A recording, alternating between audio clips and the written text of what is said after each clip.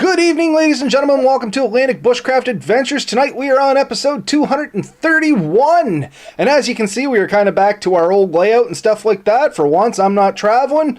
Ben's bright-eyed and bushy-tailed and looking fabulous as always. And we're here with another great topic ready to go.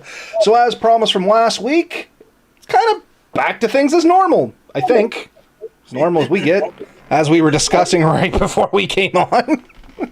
Yeah, in case anyone's wondering, we have realized that there is no control in society, and somehow we've been allowed to be broadcasting this on almost every social media event in the world for 430-something times, and nobody's stopped us. So, I know. I mean, yeah. It's odd. Banned or threatened or anything. Like, no. I mean, it's just not right. It's not right at all, but... All right. Any case, so this kind of is your topic here, Ben. As soon as I heard it, I was like, oh yeah, that's a great topic, but being yours, why don't you lead us in a little bit? Oh, sweet. Now you remember what I told you. Making things work. Making things, yeah. So, there was a few things I had captured in this. This is the essence, I guess, of it's the essence of how me and you survive. Yeah, more or less. And I mean, this is exactly what I thought. And I don't want to say good bushcrafter, but any bushcrafter with a little bit of experience under their belt, I think is going to relate to this topic. As you and I at least know, and I think a good majority of our listeners will know, because we talk to them in the comments fairly often, sometimes you kind of got to make do with what you got, right? You definitely do. The thing is, life isn't pretty. In life, we're getting real philosophical this week. But in life, you're not always going to be given the ultimate tool for everything you need. You're not always going to get everything you need to make it the absolute best. You have to do with what you have. So in bushcrafting, when it's time to go and you have to make a decision and you have all your kit out, what am I going to take and what am I not going to take, or where am I going to go? All these things can be answered with this thing. You have to learn to make it work. You have to look at what you got and say, okay, I can work with this. The more ingenious you are, the better you're going to get at it, and the more you'll realize you can do with less somehow. And by no means are we saying don't get good gear that you need absolutely nothing. What we're saying is you can almost always do most things with what you have if you put the right effort into it. And the easy ones, and we'll hit a couple of easy things. You don't have to have tent pegs to go camping. No, right? Not at all. And my first one was actually going to go even further than that. You don't necessarily have to have a tent to go tent camping.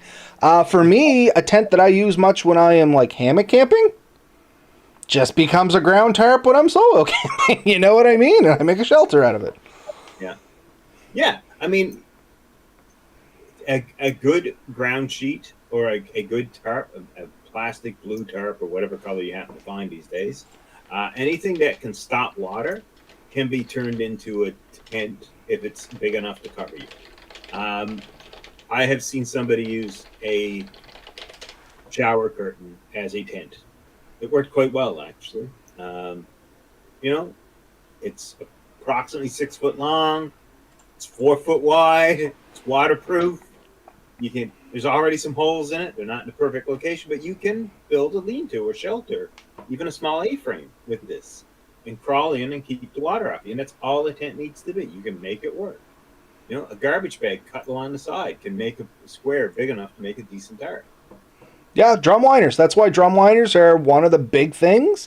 Most people tell you throw in the bottom of your pack. It can go there, it takes up very little room, no weight, and it can do a lot of stuff out there for you. It can be a water container, it can be a poncho, it can be a shelter, it can be almost like a bivy bag, depending on how big your drum liner is. And you might have seen me snickering, and I'm going to bring attention to a comment down here. We got Dave joining us, Real Big Monkey 1. Folks that are new to the channel, for us here, if you haven't listened to Dave, jump over to his channel. Once again, Real Big Monkey 1, another great outdoorsman, has a lot of videos, a lot of good stuff from the south there. He said, gee, you mean like getting to camp, unpacking your hammock, and only having one tree strap. And funny enough, I'm wondering if Dave was tuned in last week. But it is one of those things, yeah, for sure. Like we made that work, and yeah, Chris reached out right after. So you're making fun of my hammock, and so he's listening too. So he heard, and I think we're still friends, so it's okay. I'm sure we're still friends. And make no mistake, folks, we make fun of no one. We joke a lot, but we understand this stuff happens. And it happens to the best of people. And it happens a lot to us. Not that we're the best of people. It just happens a lot to us. Yeah. Yeah, but that's a good example. You know, you can make it work. We made a tree strap off the line on my boat and hooked the whoopee sling to that. We used a stick for the marlin spike hitch, and we quickly managed to jury rig something that worked. And there was enough remaining stuff in my hammock kit to make my hammock work, so we were able to make it work. And that's a very good example. When we went to leave for that trip, we had to make a lot of things work. That wasn't the only thing. My daughter decided to come. We didn't quite have all the gear we needed for her. Chris had brought some, but we needed a few odds and ends. So we made a quick trip to Frenchie's. Yep. And we went in, and I found a beautiful little folding chair. It takes up almost absolutely no room. Like, you know, those pole ones that take up like that much room? Mm-hmm. This does not. This takes up about the size of a book, like a thin book, like a magazine. That's kind of cool. Yeah. I've seen them in the dollar store a few times, and it literally, it's 4 U's all joined at the same point, and there's a strap that goes across it when you will fully open up, and 2 steel plates with a little hook on it, and when you just push them together in the hooks, and it creates enough tension to hold the whole thing together. And man, it held my weight, so it's I was just about to say, design sounds like it would be fine for your daughters, probably wouldn't hold me. But if it held your weight, I'd feel a lot more comfortable on it. So I think we picked it up $5. It just happened to be there. I think I've seen similar ones before. We made it work. I mean, it wasn't the biggest, most comfortable seat, but when you have to go and you want a place to go, and that's a comfort item you want, that worked for us. I mean, you could have used the hammocks, yeah, but we tried to keep the hammocks away from the fire and above the tent pads that the park provided us for that trip. And that makes sense. And I guess something worth mentioning, folks, is if you don't know what a Frenchie's is, I don't know if that's specific to Canada or North America, but for anybody overseas, it's like a used clothing store, thrift shop kind of deal. I guess that's the only way to really describe it. It's if you have used clothes, or gently used clothes, I think is what they say, and other household items that you may want to get rid of, it's not quite like a great Value Village, which is another big spot that a lot of us hit in this, like in Eastern Canada at least. It's more clothing oriented, but you can still find a lot of real neat stuff there. That chair, for one, like that's a great snag. I wouldn't have expected something like that there. Well, man, they had a bunch of stuff. They had some, they had an Isbit stove in there. They had, I mean, I didn't buy it all, but they had other stuff, a lot of fishing gear in there. Oh, wow. That sounds like a lot better than the Frenchies that we have, like, here locally. And I'm sure you know what I mean if you've ever been to the ones here. Yeah. But by shopping around to some of these places, you can find some pretty neat stuff. And that's the thing. Like, I do want the absolute best of all gear. I just realize I can't necessarily get that. Not reasonably, without having, my wife murder me in my sleep for the insurance money. Refer to the prior conversation, Ben. Yeah. But there's an added joy in finding that random item, that does the job just as good or better, and only costs you a fraction of what the other product would have been. Well, most of us bushcrafters, outdoorsy people, campers, any way you want to label us, we're already spending so much money on our hobby. Just getting to where we're going nowadays, like the cost of fuel is up, traveling's more tricky, just finding places to go. If you want to do some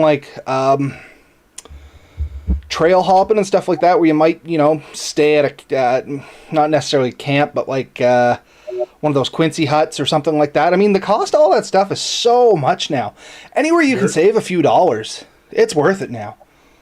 Oh man, it really is. I mean, my fuel in most places is about $2 a liter now, or more. I think it's 208 when I drove by the gas station today. We're almost breaching 2 now here in Nova Scotia. So I mean, it is rough. It is rough. That costs something. I happened to be talking to a friend today, and they said like sometimes the best place they could think and just clear their head was to drive. And I was thinking, man, like that's expensive right now, right? And for me, it used to be hiking and stuff, but a good hike, because hiking through the city is not the same as hiking through the woods. For me right now is oftentimes, except for a couple of exceptions, like small parks, a good woods is an hour drive. I mean, you're looking at, $20-$30 in fuel potential. Oh, yeah, for sure. My motorcycle, Ben, you've seen my bike. I took it out today. I took it into a doctor's appointment and I filled the tank. Tank was about quarter tank to full. We're talking motorcycle here, folks. $32. $32 to fill a motorcycle. I have never spent more than $20 to fill my bike. You need to trade that thing in for a V-Strom, my friend. I don't. I could almost drive that from a truck. But no, realistically. Yeah, it shocked me. It really drove home what the cost of fuel is. Like, I dug my bike out because the cost of fuel is going up, and I've been driving it a little more in this first time. And we're totally off topic now, but yeah, anyway, cost of gas just surprised me. A quick comment here from Nomad. Join us, Nomadic Hacker. Speaking of joy, I've been using my grandfather's Korean War mess kit. It's not the best, but it brings me joy. That's another big thing there, is like the old military mess kits. Those things are so multi-purposed. You know what I mean? Like, not just the GI cups. The GI cups, they're classic. You know what I mean? Everybody at some point probably had seen one along with the GI cup and the canteen kind of mess. I still have one that I frequently use. But I mean, just your cookware. That's where you can get a lot of multi-uses out of things. Like, I carry one pot, one larger diameter, shallower pot, and it becomes my pot, my bowl, my plate, my frying pan. Like, that's it. I don't bring a big mess kit. The old military ones like Nomad's talking about here, those things, they're like self-contained and way better than what I would have. Mine is literally just a pot I think I got from Value Village.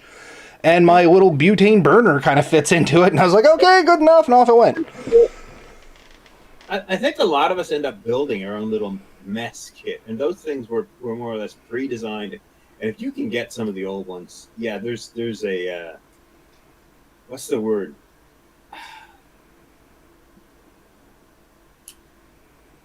I mean, bring to joy, but yeah, there's a word for it. Satisfaction? Nope. Nope. It'll come to me.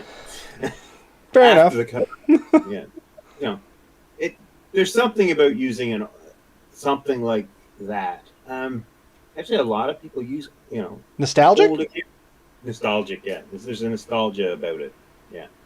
And some people like to camp to a certain time period, and you'll see them camping with old cotton tarps and old bedrolls and stuff like that. And there's a beauty to that. Somebody I used to look up to a lot for fire making, Sam. And I won't mention his last name because I try to never mention last names on our channel just out of respect and privacy for people. But people that know who I mean by Sam, he is a very period bushcrafter. You know what I mean? He does not necessarily... He still enjoys a lot of the modern stuff, but he enjoys doing period, and I'm trying to remember what the period is he does. It's like Renaissance period, where it's a lot of... canvas tarps, iron skin, flint steel, stuff like that.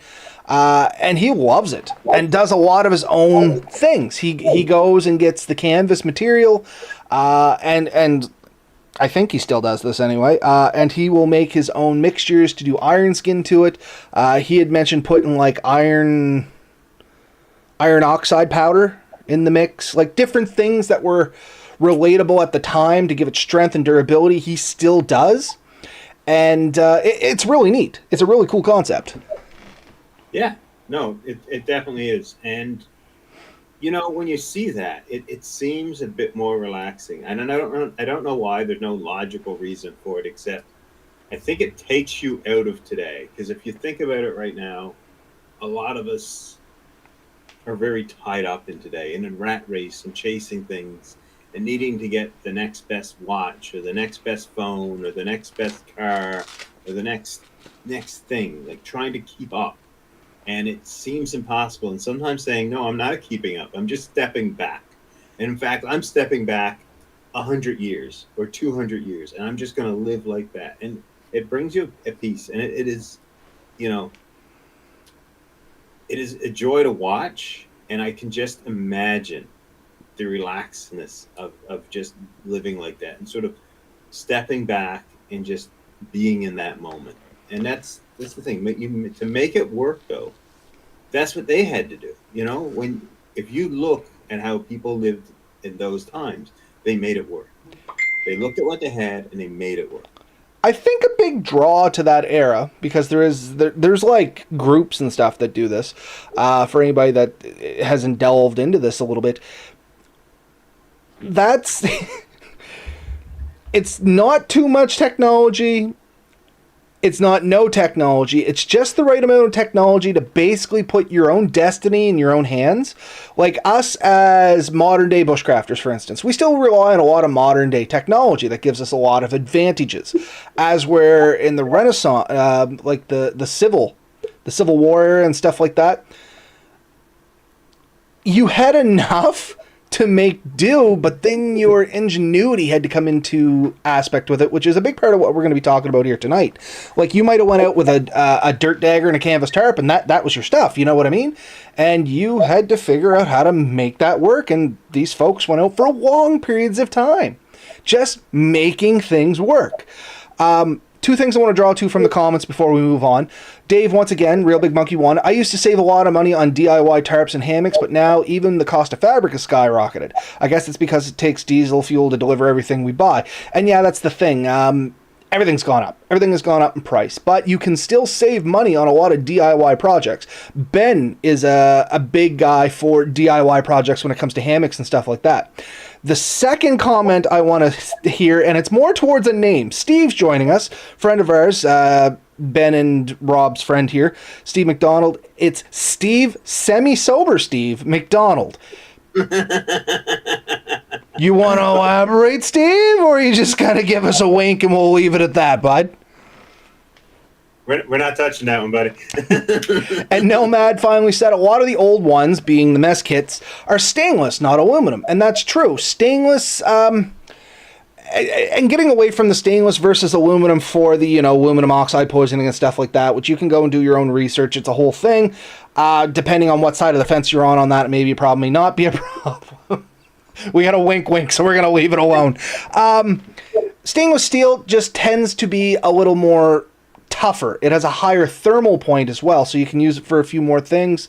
I've used one of my old GI cups as a semi-hammer. I'm not going to lie. Put some water in it, put the lid on it, wrap a piece of rope around it, and you kind of got a weighted hammer. I probably wouldn't try that with an aluminum one. But stainless, I tend to like stainless more, only because of the durability factor. If it scratches, no big deal. You're not really losing anything. It's a little heavier, but I like it for durability. It has nothing to do with the whole aluminum oxide poisoning thing. Was it Dave that did the video with the applesauce, or was that somebody else? I can't remember now. Feel like you did one. Dave, chime in. Was it you that did it might have been you that did the video where you took a whole bunch of stuff out with some applesauce. And the old thing was, if you threw applesauce on the aluminum and it turned pink, I think it was releasing aluminum oxide gassing, and that's the stuff you probably didn't want to, use and cook stuff with. But the reality is, a lot of the modern day aluminum stuff is like ionized, and a lot of the older aluminized stuff was like polished aluminum. I did. It turns pink. Yeah, so it was Dave. I knew it was Dave. I just had to, I just wanted to be sure. But yeah, so Real Big Monkey 1. If anybody wants to get some real good information or a good demonstration on the whole aluminum oxide thing, check his channel out. Just do, I think if you look for like aluminum and apple under his thing, it'll come up. But yeah, Dave definitely knows how to make it work because he's been making things work for years. I've seen a lot of his videos where he has, figured things out and come up with new ideas and built things. But I think that's part of the adventure and the excitement. Because if you went out with all top of the line gear and used it exactly the way it was designed to be used, then you're just one of 100 people that did that, or 1,000 people that did that. But when you do something that's out of the ordinary, when you do something that few people have done or people haven't done in years, that creates a memory that's more unique to you. And I think it really holds. So coming up with neat camping food ideas, that's something that I really enjoy. And you've seen me do this. Oh, yeah, right? For sure. Well, that's where I got my whole I'm going to eat good at camping stuff now. Was Ben, and I've talked about it in previous episodes. If you're curious, go back and listen to one of the 200 and other 30 episodes. But if there's something you want to eat in the woods, figure it out. Make it work. You can do it. There's nothing you can't cook in the woods with a little bit of time and a bit of ingenuity. And those things really make it fun. I have cooked a turkey in the woods. I kid you not. A full, total, complete turkey. And not just cooked, deep fried, my friend. You deep fried a turkey in the woods. And it was amazing. Steak. A lot of people are like, oh, I don't want to take a frying pan to cook steak. You and I, we have cooked steak directly on the coals, and it is delicious. Honestly. The only hint I got for you is just make sure the ash is cleared away and it's just good, clean coals. And there was very little on the meat. Surprisingly little. It was. I had expected much more stuff to sort of stick to it. I expected much more fire seasoning. Yes, I expected it to be crunchy for all the wrong reasons, but it wasn't. And it was delicious. And I did it a second time with Steve, but I think this time I brought some tin foil. And I just marinated the steak in the fridge in some barbecue sauce in a plastic bag, threw it in my cooler. It was the first meal I had. Just wrapped it in the tin foil, buried it in the coals while we were still doing some camp stuff. Came back to it like 30 minutes later. Man, it was amazing. Might have been a little overcooked, but it was still good. I went to visit some friends of my wife's one time. They were camping, and they had literally forgotten or could not be bothered to, I can't remember which, parts of their tent, and they just literally wrapped themselves in the tent and went to sleep. So this wasn't bushcrafting. This was high school hijinks. It might even have been a prom party or a dance party or something like that. And I'm not going to say one of my friends, but kind of a friend at the time, more of an acquaintance, friend of a friend. Anyway, had maybe a few too many of the wobbly pops. And that's basically what they went and did. They went to set up their tent. Really weren't in the condition to do it, so they just wrapped themselves in their tent and went to sleep. And I mean, that's the peak of making it work. Yeah. The time my wife's friends did it, I mean, we were all adults, but yeah, it was very much like that. Similar experience, I see. It's funny how when the wobbly pops come into effect, the adult beverages, for anybody that knows what I mean by wobbly pops, things get sloppy fast, and that's not just bushcrafting. That is pretty much exclusively across the board. By the way, by no means do we encourage or discourage or... I mean, you folks do you. This is just real world experience. The more alcohol in your system, the less things get done properly, but also the less you care, in all honesty. Drink responsible, people. You know something else that I take with me that has 100 uses, and we joke about it a lot? Dollar store tarps. The $4 8x6 tarps, those can become a shelter. They can become a ground sheet. They can be a tarp for over your hammock. I used one at the first Nova Scotia Bushcraft gathering. There's a picture up on our Facebook page somewhere. And was it fancy? No. Did it keep me dry? Absolutely. For $4, once again, like the drum liner, takes nothing. And that has 100 uses. I've cut a hole in one and made like literally a poncho out of it. I have put one up over a tent because for some reason, what was it? I think a whim went through my tent, so I had a hole in the back. So I just put a wedge on it on the back with this 4-foot tarp, and good to go. Kept the wind out, kept the rain out, didn't keep the critters out, but can't have everything. I've used similarly the emergency blankets, the The mylar blankets. Mylars. Yeah, for the same purposes.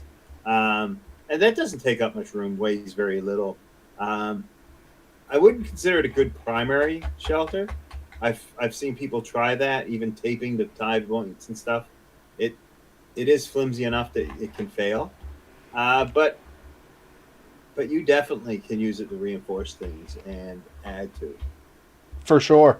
Now, Nomad's opening up a can of worms here. I wasn't going to touch this topic, but seeing he brought it up, let's dive into the great fun that is Jiffy Pop. He said, I'm waiting for Jiffy Pop to enter the conversation. So, Jiffy Pop, not only is it delicious over campfires and one of the few popcorns you can make while you're camping, you can use the leftover pan for many things. I forgot my cook kit once. So we ate the Jiffy Pop. It became my frying pan. It became my coffee pot. The wire around it later on went to fix my tent. I still kept the pan and was putting it on coals to try and heat up water in the morning to make my coffee or tea, whatever it was. It had a weird buttery taste to it. I'm not going to lie. Kind of grew on me by the third cup. With a bit of persistence, I've heard of people adding butter to their coffee, so that is not a not thing. It was weird. It worked. I'm not telling people to go out and put butter in their coffee, but if some happens to fall in, give it like 2 cups. It works, believe it or not. No, butter in coffee is a real thing. That is a thing. Yeah, it was absolutely delicious. But I mean, there's a lot of stuff to a Jiffy Pop container. All joking aside, 1, you do have the popcorn it comes in. 2, it is a tinfoil lined pan, and you can use this for heating up water or cooking something. I think we also cooked eggs on this thing. Might have stuck a little bit. I don't think it's meant to handle the intense heat we were putting it into directly on a fire, but such is life. And then it has that stiff wire ring around it with the handle, which once again is amazing. I think like I said, I ended up using it to repair a tent pole, and I think I ended up using the other one as a gill guard for fishing. You know what I mean? Just to hang my fish on. I mean, it's strong enough as a handle for you to move things, so you can definitely turn it into hooks, to hang lanterns, to help hold your gear up. You can definitely use it as a repair thing. You can use it to stiffen things if you need it to. So you can make a frame or a structure for definitely. You can make it for track. You could use it for a lot of stuff. Tinfoil, like you said, great for cooking. And actually, the leftover popcorn. I know that's a weird word, but should you not eat all of the popcorn? Me and you have never. You mean on our third pan of Jiffy Pop? Is actually very flammable and can be used to start a fire too. 100% corn chips. For anybody out there that doesn't know this trick, pack corn chips. If you ever have a problem getting fire going, one of those suckers burns like a candle. And it's also really good for attracting animals. So you can throw some out, and you'll get some whiskey jacks within no time, some squirrels, probably some mice, and even bigger rodents like raccoons will come pretty eagerly for popcorn. But you can train a whiskey jack or a gray jay, depending on where you live, what you call it. But they are very trainable, and a handful of popcorn will do you wonders. I was going to say, gray jay, or a whiskey jack is a gray jay, right? That's what we call a gray jay around here. They're the little birds. You can get them to sit in your hand kind of deal. Yeah, yeah, blackened gray bird. Looks size of a blue jay, but it's great. Yeah. I think we also call them YJs or something like that. Anyway, that's a whole other topic. By the way, they tell on you. Yes, because they'll start squawking and then it just runs down the forest. Yeah, they tell the entire forest where you are. My grandmother used to swear if you shot one, you would not catch any meat that day. You know what? Some of those old sayings based in a little bit of truth. All I'm saying. I'm just going to say, if you're the type of person, you're out hunting and you see a gray jay and decide to take a shot at it because you just want to shoot something, I'm not saying it's bad luck. What I'm saying is that those animals are smart enough. They will prevent you from catching anything. Like, they are smart. Like, they are as intelligent as most humans that I've met. Just checking my list over here. Something that I think all of us multi-use, and it's going to be the old eye roll groaner, but we're going to talk about it anyway. A good solid full tang knife can work wonders when you're out in the woods. And I know knife's the bushcrafter's best friend, and we talked about them before, and yada yada yada. But literally, with one good knife and a little bit of ingenuity, you can pretty much make almost anything else you need to survive in the woods. You know what I mean? Given enough time, if time is not a constraint, and resources are plentiful, you can pretty much survive with a knife. You know what I mean? Providing, once again, you know, the resources are there to sustain you.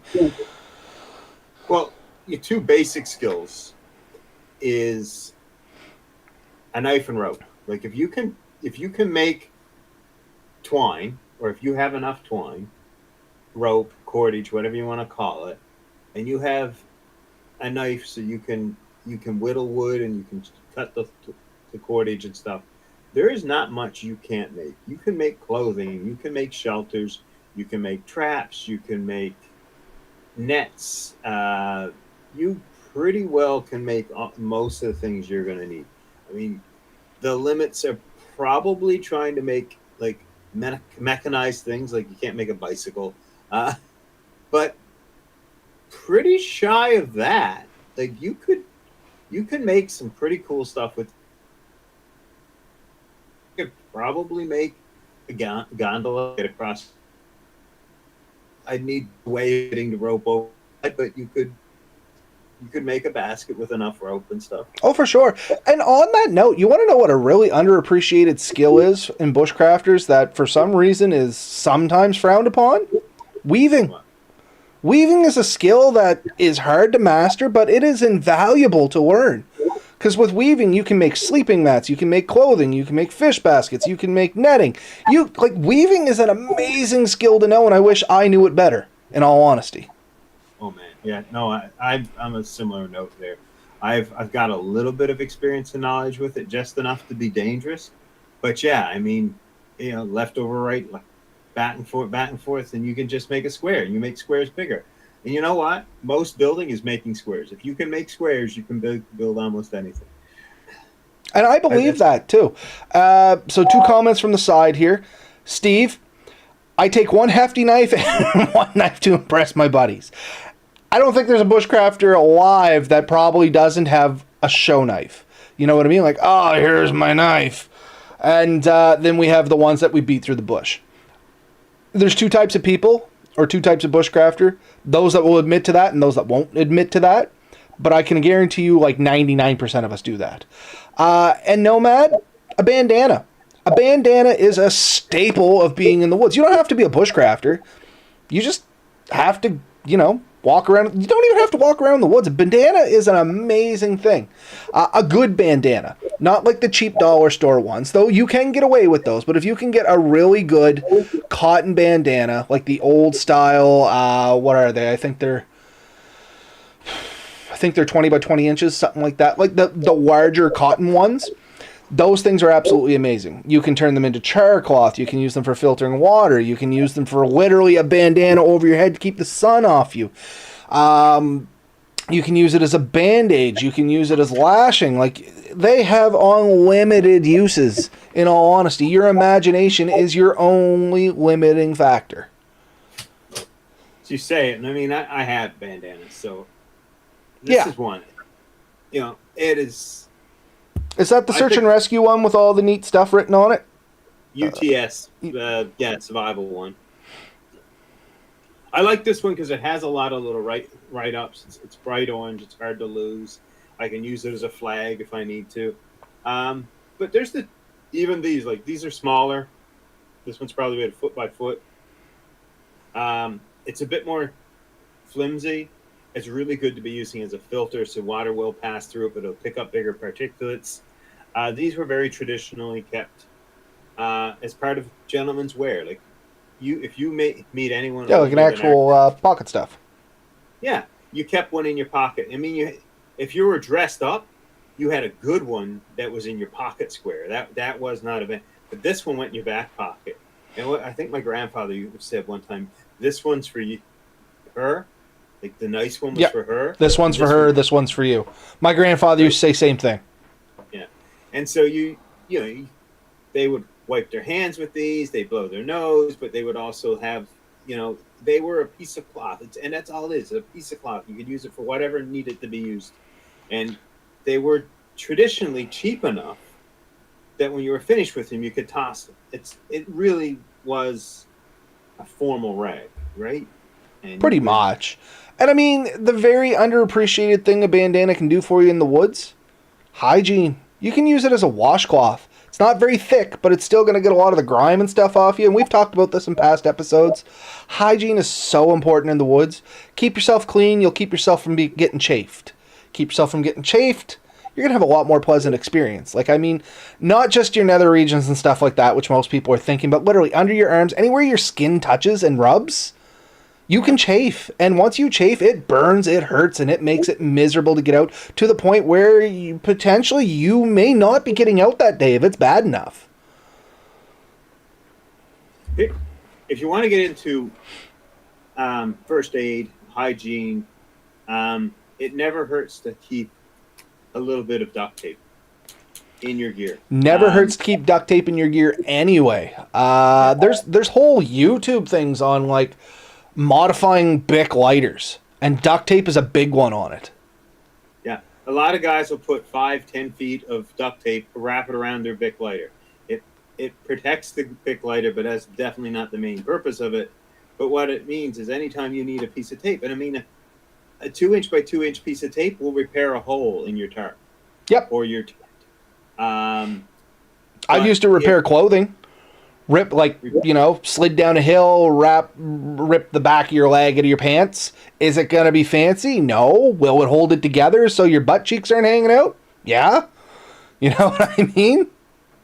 You can repair a lot of your tools. If your knife handle breaks, you can wrap it with that. It'll hold it good enough to get you out of the woods. Same thing with an axe. I've seen people split an axe handle and then push it back together as close as they could and then wrap the thing in duct tape.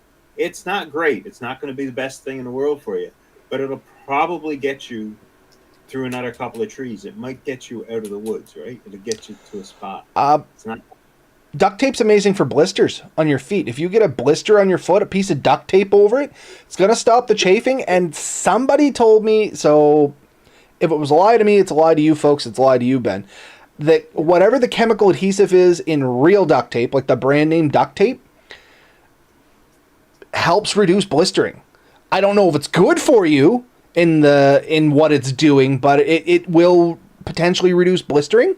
Like, not stop it from happening, but once it happens, it reduces the blister. I don't know if it's from the compression on it or what it is, but I used to do this when new pair of work boots, when I worked for Natural Resources. They always say you shouldn't throw a new pair of work boots on and then go work in them for 14 hours, but more often than not, that's exactly what would happen when you were fighting fires. We all kept duct tape. You get a blister, you slap some duct tape around it, throw your boots back on, you get at it, and it is substantially better than without the duct tape. Oh, yeah. If you get a severe cut and you need to stop the bleeding, you take your handkerchief, your bandana or whatever, you wad it up, you cover the cut itself, and then you wrap that appendage with that duct tape, and it's going to hold and it's not going to leak through. Is it the best idea in the world? If that's all you got, 100% it is. If it's not, if you have proper Band-Aids and stuff, I do recommend that. But if you're in the woods, you're with your axe, you're with your saw, and you cut yourself bad and you need to stop yourself from bleeding to get yourself out of there, it's going to hold. It's going to get you out of there. And so that is a solution. And you'll stick to anything. Like you can oh, man, it is good stuff. And if you can afford it and get the Gorilla Tape, like, that's next level stuff. And then it's the hospital's problem of how they're going to get it off when you make it there. Yeah. But that's a problem that you can deal with at that point. And you didn't need that body hair. You really didn't. It's going to be fine. It'll grow back. Yeah. One of my first aid instructors, medical first responder instructor, he used to say, if you can keep the air going in and out and the blood going round and round, the hospital can figure out the rest. Yeah. right? So there are a few basic tools. We haven't talked about paracord for probably two reasons, but I'm going to bring it up anyways. Go for it. One is paracord is not me and Robert's absolute favorite cordage. It is a decent cordage. I carry some in my bag. It's just not my go-to. Yeah. But it is a cordage and it has a bunch of strands and stuff. And in an emergency, it is a adequate fix when you need a rope. Is there better ropes for every situation? 100%. But it's probably one of the best all-round ropes that you can quickly find. Like if you need a solution to a whole bunch of problems, it works. There's a reason so many people carry it. So And I guess full transparency before people are like, Ben, you're hating on paracord. It's not that we're hating on it. We accept it for what it is. Paracord is good, as Ben said. Paracord stretches. When paracord gets wet, it stretches even more, and any knot that's in it basically became permanent. It also self-cuts rather easily. So I've had a point where I was trying to pull something out of a tree, and I managed to get my paracord wrapped around it. And I used the trick where you make the knot with the loop. There's a proper name for it, and you can use it for mechanical advantage. Well, man, I started snapping ropes off left, right, and center because it really can't handle its own friction. Nope. So it self cuts. Like if you want to cut paracord, the absolute quickest way, I swear, to cut paracord is with a piece of paracord. Oh, for sure. It might cut paracord quicker than a good knife or scissors. Yeah, I could see that depending. I mean, once again, folks, we're not hating on paracord. We just recognize paracord for what it is. It has its purposes. Yeah, it has its limitations. And then there's survival cord. And survival cord, for anyone who's unfamiliar with it, is basically a paracord with a whole bunch of extra things stuck inside of it. And I had some here somewhere, literally within arm's reach. I think it's over there, though. I think mine it's too much trouble to get it. But I got mine from a Canadian Tire version of it. And it has a strand of wire in it, which could be used for a whole bunch of things. And it has a strand of red line that's like a waxed cotton line, which could be used basically like a little candle or a fire extender or whatever. It can be frayed and take a spark a bit quicker. I think there's a few other things. I think there's a piece of fishing line. I think, is the other one that comes in it. Yeah. And so that's better. Like standard paracord has 7 strands of 7 or 9, depending on if it's 550 or 790. Yeah. But the thing is, it's a line that's not solid. It's made of a bunch of loops, and as such, it has a lot of stretch into it. And so does the jacket of a paracord. Now, for those that are interested, this is more what Ben and I's thing is. This is, I don't know if that'll focus in, that's Kevlar line. Yes. Kevlar and Dyneema line are two really popular things for us. Simply because it is ridiculously strong. It has 0 torsion load, and it has virtually no stretch. So here, see if I can get this up to the camera. It may focus in, it may not. So yeah, you can see that's 100% Kevlar braided line. There's 50 feet of it. It's a 1,000-pound line. And I mean, it is, there it is compared to my little finger. Like, it is thin. Yeah. Yeah, if you look up the spec on like Amsteel, which is my favorite brand name for it, made by Samsonite Rope. But Dyneema line, there's a couple of companies that copy it. It's identical and works just as well. This stuff, I think it has like 3% or 5% stretch at 80% load or something, where paracord must be close to 25% stretch. Oh man, it has to be more than that. I made the mistake of tying up my hammock with paracord one night because it was all I had. And I was probably 1.5 feet, 2 feet off the ground, and I woke up pretty much on the ground. Like my butt was almost touching, you know what I mean? I think there was like a little whim or something under there, and as the hammock rocked, something was poking me in the rear, and that's kind of what woke me up. So there's quite a bit of stretch on that stuff. 30%. Yeah, that sounds about right. I'm actually surprised it's that low. I would have assumed it was like 35, 40%, to be honest with you. Stuff stretches outrageously and it breaks down in the sun. It's not the greatest UV protected rope either. So this is from a frequently asked question on Paracord Planet. Not only does paracord stretch, it has designed to stretch. If you look up the original regulations for paracord MIL C5040, you will see that it says paracord had to stretch at least 30%. This still holds true when you buy quality paracord today. So good paracord is going to stretch. So if you're trying to put up a tarp, know that it's going to stretch. And that means it's really going to be hard to keep something taut. There is a point where it won't stretch anymore, and it actually kind of changes its properties when it hits that. It kind of like locks a little bit. But you have to put a lot of strain to get that point. Now, that's not all bad. It gives it some bounce. It gives it some flex. It means it's not going to snap as easily because it's going to give before it snaps. But I mean, you also have to realize what paracord originally was. Paracord was parachute cord. It was, it was supposed to take a little bit of a. It was supposed to have a little bit of give when the chute opened. You know what I mean? That's why that stretch in there. If it didn't have any stretch, I imagine it would almost feel. Well, imagine jumping off a building holding a rope and there being no stretch. You know what I mean? Go bungee jumping without the bungee. Just a rope. And that's kind of what would happen.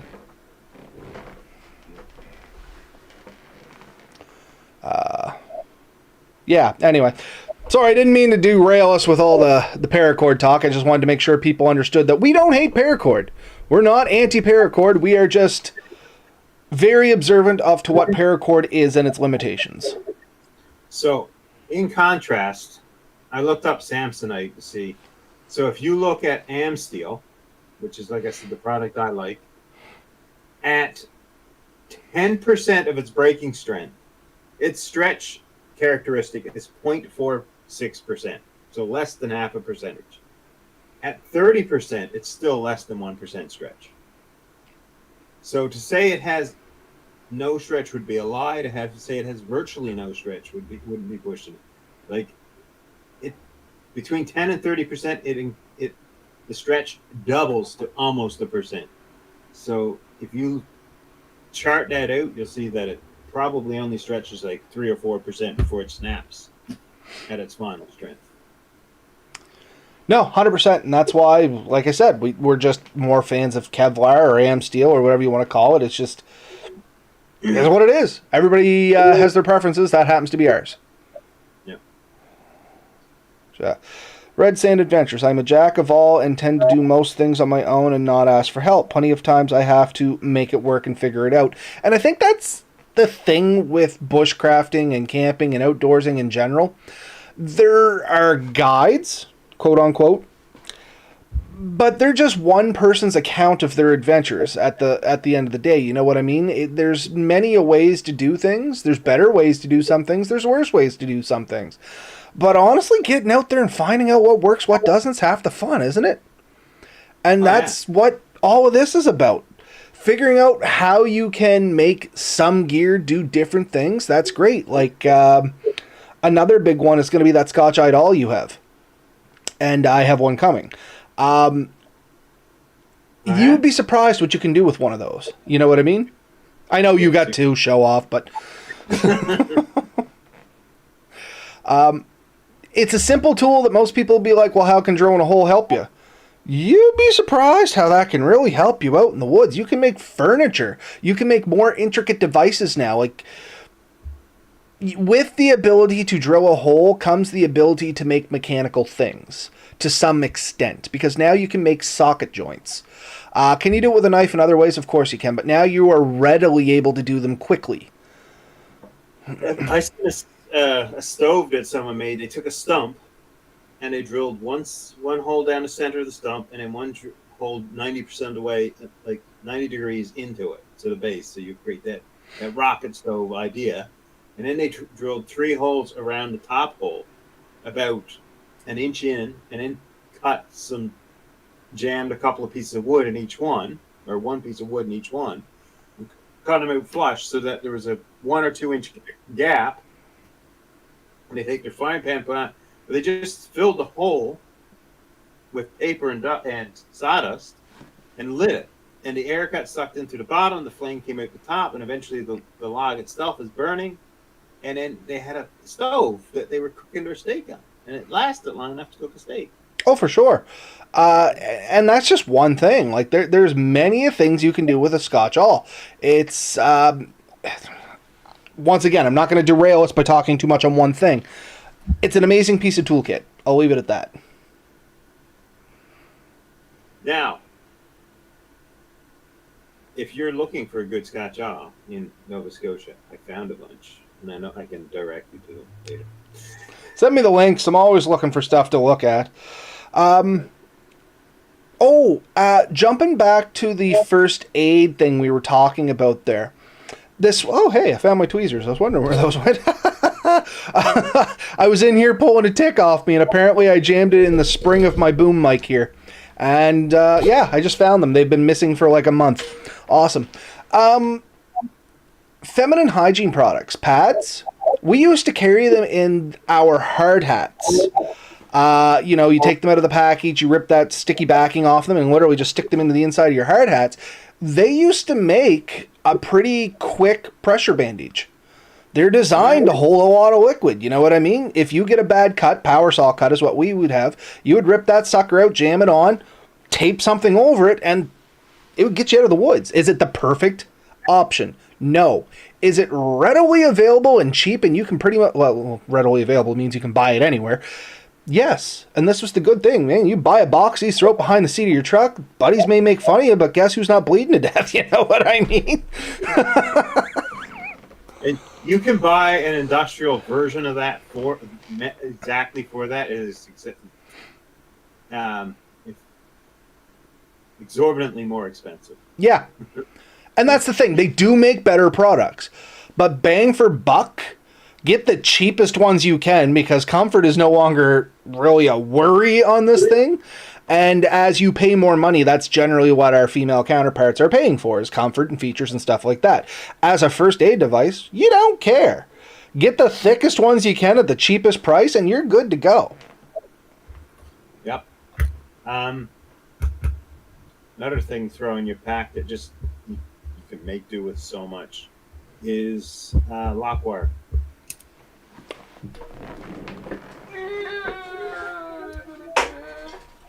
Somebody else mentioned a multi-tool. I think it was either Danny or Nomad. I can't remember. It's up there a little bit now, but a good multi-tool and some wire, man, you can get out of a lot of pinches. I've held a ball joint on my old Ford Ranger with a piece of wire enough to get me out of the woods. Yeah. I used a clothes hanger to hold one on a dump truck to get out. No, it was the transmission. The joint for the transmission.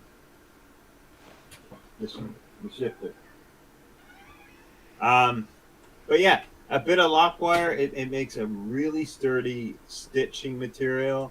So you can stitch like heavy blankets, tarps, things together, but you can also bind things together. You can wrap it around fence poles, tool handles, whatever. You can make snares out of it. You can make a lot of things work with that very simple function. I don't know, man. We talked about a lot of stuff here tonight, and I know we could keep on going. Beeswax. It's another big thing that I carry around, not so much in my pack, but just in my bushcrafting corner. And if anybody wonders why I keep pointing over this direction, I have an entire shelf in the back corner of my office with my bushcrafting stuff laid out in different shelves for different things. Top shelf knives, then cook stuff, and then the miscellaneous crap, and then there's my extras, which could be extra bags, extra beeswax, things like that. It's all over there. Beeswax itself makes a great candle. It makes a great dubbing. You can mix it and cut it and make a waterproofing. It smells relatively okay. Beeswax is underrated. If you can do it, a thing of lip balm can be used for a lot. But if you replace the lip balm with beeswax, you can still use it as a lip balm. Yes. But You can seal material with it. You can do seam sealing in your tarps and tents and stuff. Chafed areas, you can use it a little bit on that. Lip balm will do a similar thing. Um, there's a lot you can do with that for sure, 100%. And it's a good little applicator. You can like fix things. No, 100%. Like, I use beeswax for seam sealing, much like you said. You know what I mean? Also, lubricating zippers. yes. In a pinch, if you don't have beeswax, ladies and gentlemen, wax paper will work, just doesn't work as good. Doesn't hold up as long either. Doesn't prevent the rust like beeswax will either. Do you know what I mean by a Mustang suit? Yeah. So, anybody else that doesn't know what a Mustang suit is, it's much like a survival suit on steroids. Usually it's a sealed unit for going into icy water and doing rescues and stuff like that. If you use beeswax to treat the zippers on those, they generally won't build up corrosion and stuff. It seems to have some sort of salt inhibiting factor to it, and it works really well. Yeah, the salt inhibiting factor is that it doesn't let moisture get to it. Well, Beeswax coats it. They actually make a sipper lubricant sealer that comes with the Mustang suits, and it never seems to prevent the corrosion. Yeah. The beeswax just seems to do it better. So maybe it does seal it better. I don't know, but it just seems to work better. It's anything like water won't stick to beeswax. It'll bead off. So when you put it on, it creates a thin layer that prevents oxygen and water from touching it. And it forms that lubrication. You can get a similar lubrication also using a pencil. Graphite, you mean? Yeah. Like say your jean zipper, if it's seizing, especially because it's like usually a brass one, you rub a piece of graphite off your pencil up and down it a bit and run your zipper, and that graphite will actually activate as a lube. Good, anybody listening out there, good tip to remember for your backpacks, potentially. Yeah. So. But with the plastic style ones, I more recommend. I mean, it'll still work, but the beeswax is a little bit better. I'm sure I could think of lots more things to talk about here, Ben, but we're actually coming up on our hour. We're at 57 minutes in. Yeah, we should wrap it up. But that's it. Like, when you're looking at things, don't necessarily just look at what it was originally intended to do, but what can I do with it? And then how can I use this to enhance everything else? We really stuck to the low-tech stuff. If we wanted to get to the high-tech stuff, there was a bunch of stuff for that too. But look at your items. Are they multi-use? Can they have a secondary purpose? Even if it's an emergency secondary purpose, that secondary purpose is something worth thinking about. And knowing that you can use these products in multiple ways and opening up that in your mindset to thinking of things a little outside of the box means that when you need to do it later, you'll already be mentally prepared to do it. I've seen a few people are hesitant. They're like, oh, that's not meant for that.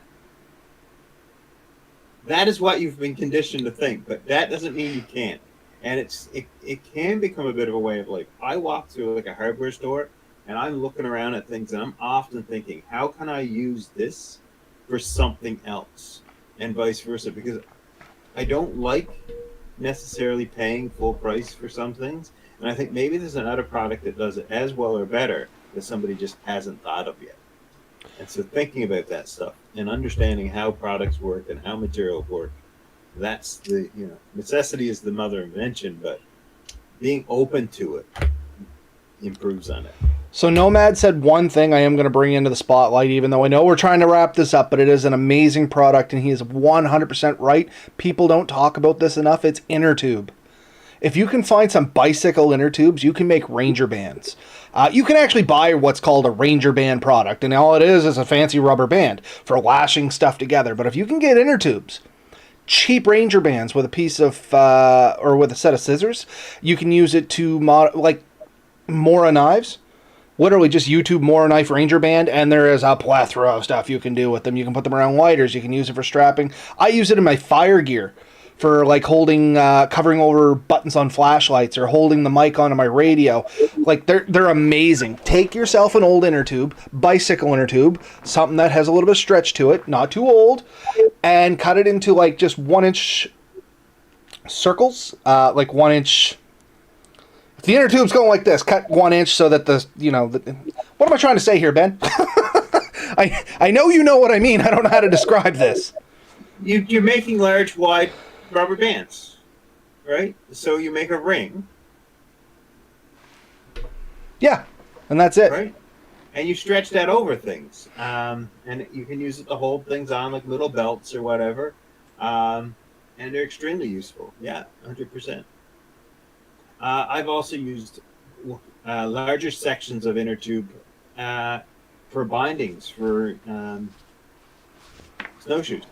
Yes, and this is where I use them a lot is in snowshoeing. Also, inner tubes burn for quite a long time. Not the best smoke to breathe in. Not gonna lie, not the most environmentally friendly thing. In a pinch, though, if things are really wet and you're really cold, a little piece of inner tube's gonna burn a long time. Burn really hot. Rubber in general burns incredibly hot. And not to tip the hat too much on this, that's why, like mobsters and stuff like that, they always put the body in the trunk before they burn the car. Generally, because that's where the spare tire is. It's going to burn hot enough with enough intensity that it's probably going to destroy most of the dental records as well as bone identification. That's how hot they burn. Information we did not expect today. The other thing that I've used it for, just before you disappear from it, if you cut little circles, it makes a perfect backing or back grommet if you have to sew two pieces of material together, and you don't want it to pull through. Sort of like a fabric washer, if you were. You run your stitching through it, and it won't allow it to pull through a piece of material, and it adds that reinforcement, similar to a rivet on a pair of on the points in your jeans. For the bigger inner tubes, I've used it on tarps and stuff like that to keep them down. You use a button, like a stone or a toggle or something like that. You put it under your tarp, and then just kind of like, it's almost like a marlin spike with the inner tube.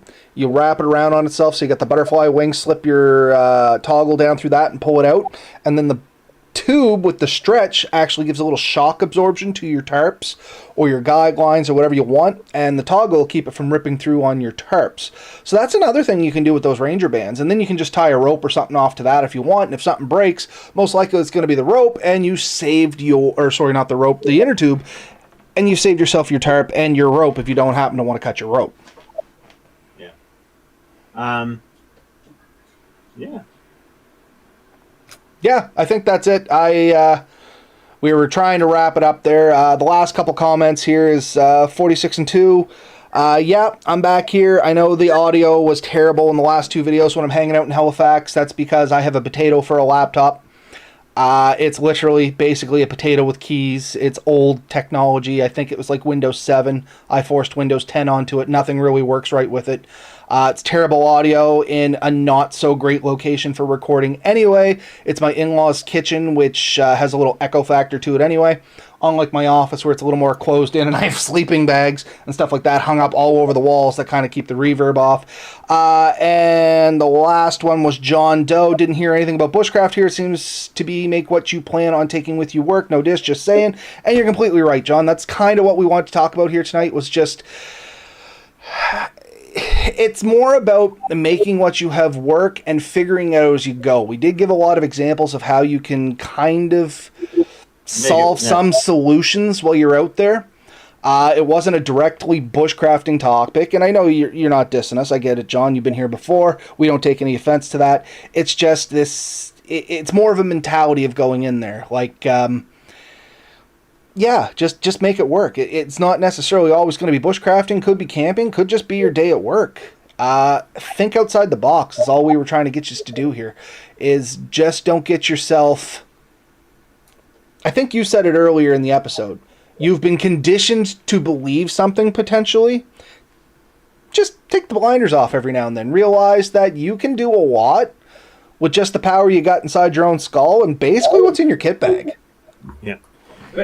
And carry this on to your bushcrafting, but you can carry it on to the rest of your life. So early on, we did say this is kind of good life advice.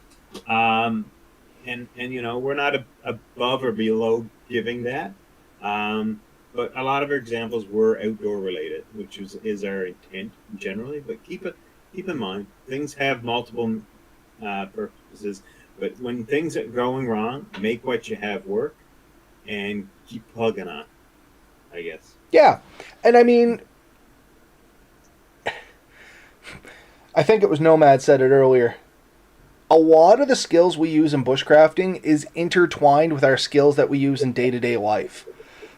Most of the ropes and knots I use in bushcrafting, for instance, I use in firefighting.